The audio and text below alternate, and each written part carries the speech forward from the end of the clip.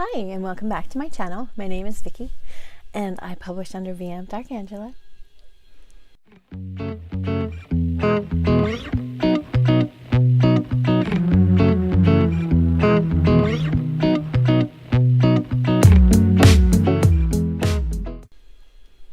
And today I am going to talk to you a little bit about my writing process. I'm just going to do a whole video on Save the Cat versus the plot embryo. And then I got to thinking, you know what? I'm going to do a whole series on structure, which I'll start in December. Today I just wanted to talk a little bit about how I personally write, like when I'm developing a story, my first rhyme rough draft. This is essentially a how my stories come together video. It would be cool if I could find other people who think like I do. And as an example, I'm going to use Bad Crystal. It's my nano story this month. And normally I write linearly at first. I write the beginning and then I go until I can't go anymore. And at that point, I usually write the end. And then I back up and I do all of the middle bits. This time, because, okay, I don't write the end. This is a big weakness of mine. Endings are very hard.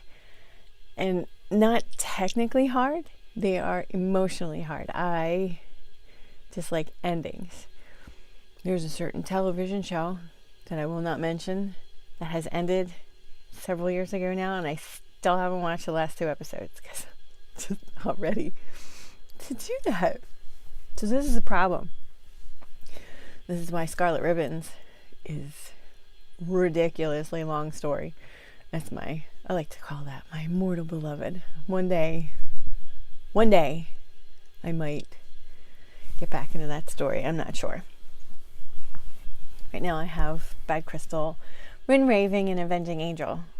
Bad Crystal and Avenging Angel are both just working titles. Neither of those are final titles.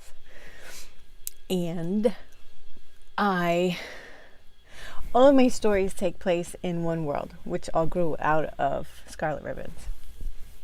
And they all have one singular underlying story, which I probably never reveal the truth behind, ever. I don't know why. It's just, I think it would kind of ruin it if I did. So I am in the process of creating, I guess it would be a series binder, even though none of my stories, you really don't have to read them in any kind of order to get them.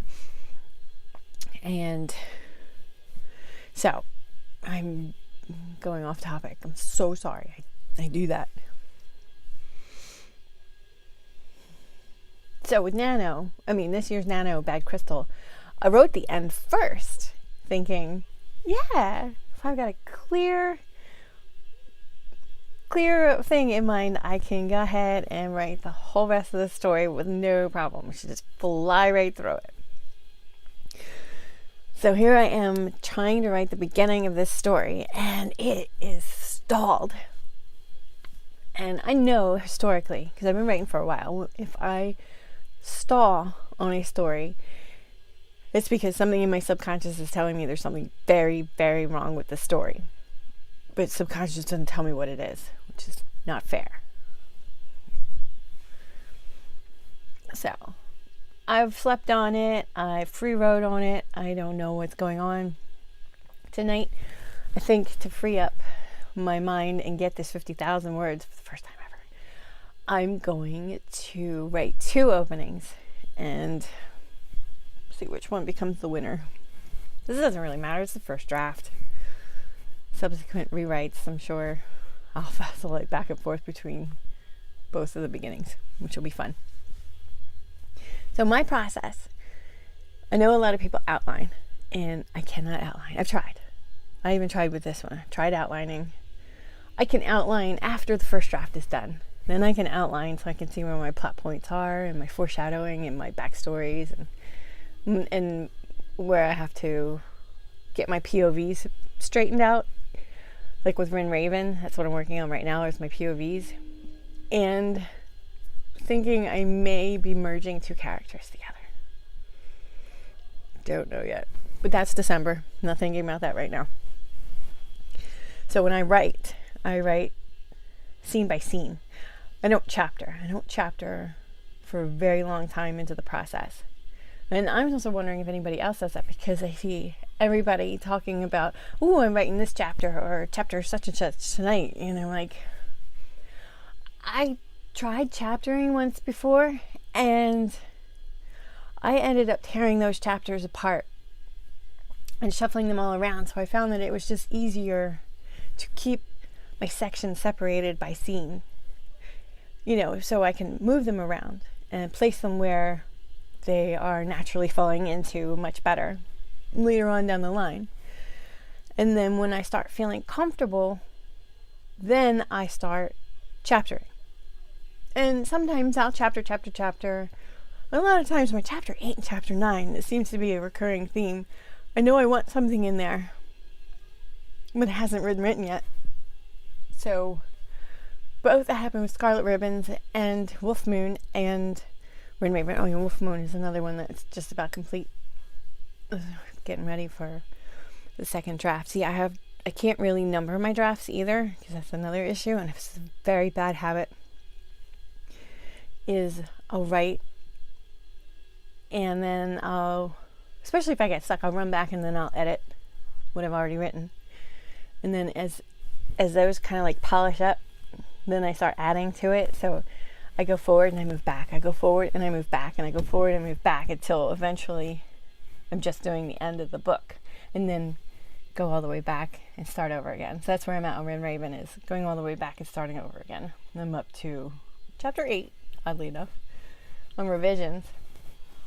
So essentially, the first part of my book has already been written and rewritten several times, whereas the end of my book may have only been written a couple of times. And you'll notice if you read it, my editor spotted it right away. She's like, you're rushing towards the end. And I'm like, I know. But I don't like ends. Just kind of wanted to stop and have the story live on in perpetuity. So I guess in lieu of chapters, what I do is I naturally break my stories apart, usually 3, sometimes 4 parts. This is before I start really learning about those act structures, the first act, second act, third act, and that just my stories just kind of naturally fell into those acts. So I call them parts, and then each part I'll have like part 1, section 1, part 1, section 3, part 2, part 1. I get a little crazy on the parts. It's probably like just a giant outline, and instead of a chapter or a title, it's usually like a 1 sentence, like the subject line of an email, like basically what happens in this scene. And that's how I have everything in my Word documents, is I have part 1 and then the scenes. And because a lot of them tend to be real nebulous, because I have a lot of characters, so scene order is kind of up in the air until I get into the nitty-gritties of the foreshadowing and the backstories. And how do you write? If you are a pantser or a discovery writer, what is your process? Do you write linearly? Do you write from the end to the beginning, middle out? I think next time I'm going to try middle out. Maybe I'll have a lot more luck doing that, since now that the beginning is giving me a lot of grief in Bad Crystal. Because it just suddenly became very political. I mean, my main character, she's running for mayor and everything. In this, broken town. Everybody's broken. Whole town is broken. And